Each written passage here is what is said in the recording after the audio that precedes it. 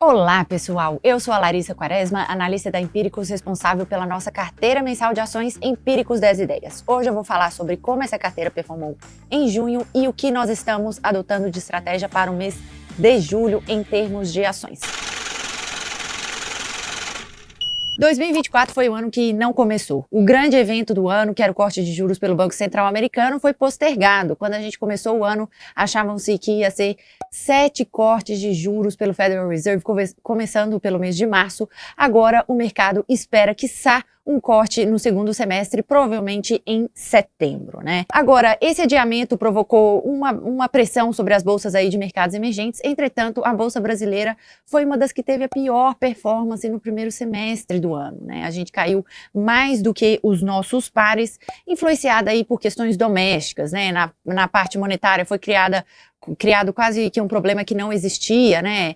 Com aquela decisão dividida do Comitê de Política Monetária no mês de maio, com os diretores governistas optando por um corte mais agressivo da taxa de juros, os diretores mais alinhados com o governo anterior optando por um corte mais conservador. Isso já levou a toda uma especulação de que o Banco Central deixaria de ser independente, técnico, e com a troca da presidência da instituição agendada para a virada do ano, o mercado já começou a se estressar. Em paralelo, a gente teve o fiscal, né? O governo apresentando aí um resultado primário das contas públicas sucessivamente pior do que o esperado, adotando uma retórica um pouco agressiva, atacando o Banco Central, lembrando que a gente está em um ano de eleições municipais. Então tudo isso levou a um estresse muito grande. O nosso dólar chegou a flertar com R$ 5,70, o Ibovespa chegou a ficar abaixo de 120 mil pontos. Enfim, todo um estresse aí que, ao mesmo tempo que chateou quem já estava comprado em ações, criou oportunidades muito interessantes aqui na nossa Bolsa Brasileira. O que a gente enxerga para frente em termos de macroeconomia? A gente enxerga 3 gatilhos para a nossa Bolsa andar no segundo semestre. Primeiro, o corte de juros nos Estados Unidos, que na nossa opinião, sim, vai acontecer neste ano. Os dados da economia americana divulgados na última semana e, para ser sincero, nas últimas semanas, tá? Nos últimos meses, eles mostram uma desaceleração da inflação, desaceleração do mercado de trabalho, desaceleração da atividade em indústria e em serviços. Tudo isso vai corroborando esse corte de juros, que na nossa opinião é o principal gatilho para a Bolsa Brasileira subir. Vamos lembrar que os gringos representam 55% do volume negociado diariamente das ações aqui no Brasil. Então, para esse fluxo gringo voltar aqui para o nosso país, para a nossa Bolsa, a gente enxerga o corte de juros lá fora como o principal gatilho. Segundo gatilho para a nossa bolsa, esse de natureza doméstica, é algum ajuste de natureza fiscal, tá certo? A gente não acredita aqui, fazendo um adendo, não acreditamos que esse governo vai ser 100% fiscalmente responsável, que vai ser um governo conservador nas contas públicas, não é o caso.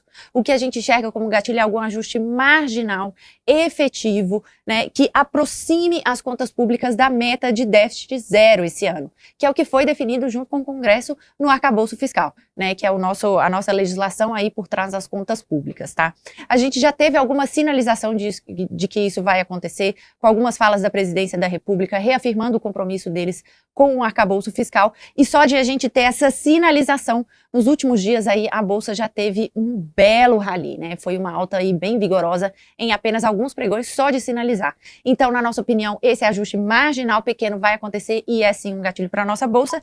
E em terceiro lugar, a gente tem a troca efetiva da presidência do Banco Central, que na nossa opinião continuará um órgão técnico, independente, ortodoxo e comprometido com o controle da inflação, o que é muito importante para o mercado de capitais. Bom, na nossa opinião, né, essa troca que vai acontecer no final do ano e a consequente descompressão dos mercados, ela só vai acontecer de forma integral depois que o novo presidente do Banco Central já estiver atuando por algum tempo e provar efetivamente a sua independência e o seu compromisso com a inflação. Agora, se você for esperar para isso acontecer, provavelmente o Ibovespa não estará mais perto dos 125 mil pontos, que é onde ele está hoje, né? Esse terceiro gatilho ele vai acontecer de uma forma gradual e paulatina, na nossa opinião. Então, por isso, é importante já estar posicionado. Além dessa sinalização que a gente teve do ajuste fiscal, a gente teve o último Copom que no mês de junho decidiu de forma unânime por interromper o ciclo de cortes de Selic. Isso pode parecer ruim para o investidor de ações, porque a gente gosta de juro baixo, né, para a gente ganhar dinheiro na bolsa.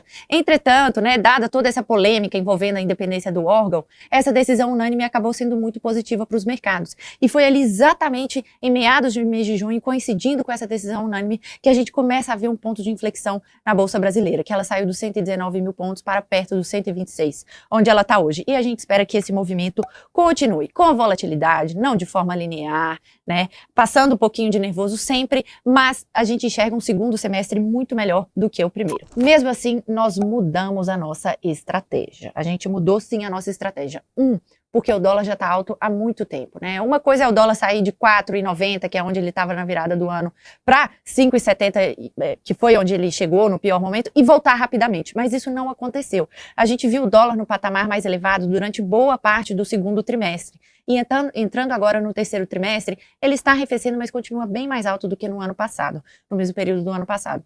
Então, por isso, a gente já começa a entender que esse dólar mais alto começa a afetar os resultados das empresas, pelo menos no curtíssimo prazo.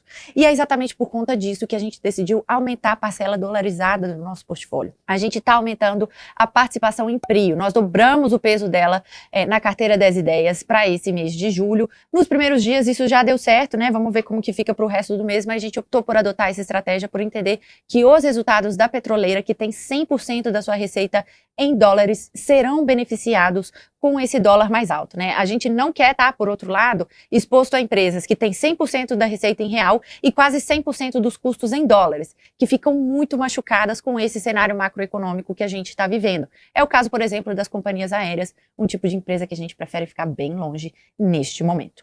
Um segundo ajuste que a gente está fazendo aqui na Empíricos 10 Ideias para o mês de julho é a inclusão de Intelbras, uma das poucas empresas que vai divulgar seu resultado ainda no mês de julho. A temporada de resultados do segundo tri ela ganha mais força no mês de agosto, mas sendo Intelbras uma das poucas que vai divulgar, a gente tem bastante convicção que ela vai divulgar um balanço bem sólido, possivelmente surpreendendo para cima referente ao segundo trimestre. Então, por isso, a gente inclui Intelbras e opta por retirar Arezzo somente para fazer espaço. A gente continua gostando das ações de Arezzo, mas vai divulgar resultado só depois e a gente tem mais convicção em Intelbras para este momento, então por isso a gente incluiu. Agora vamos falar de resultado, né, gente? Porque não adianta eu ficar falando aqui de futuro se eu não presto conta para vocês. Esse é um dos objetivos desse vídeo. No mês de junho, a carteira Empíricos 10 Ideias teve uma alta de 3,3%, bem acima da alta de 1,5% do Ibovespa e de menos 0,4% do índice Bovespa Small Caps, que na minha opinião é muito mais representativo da Bolsa Brasileira por ter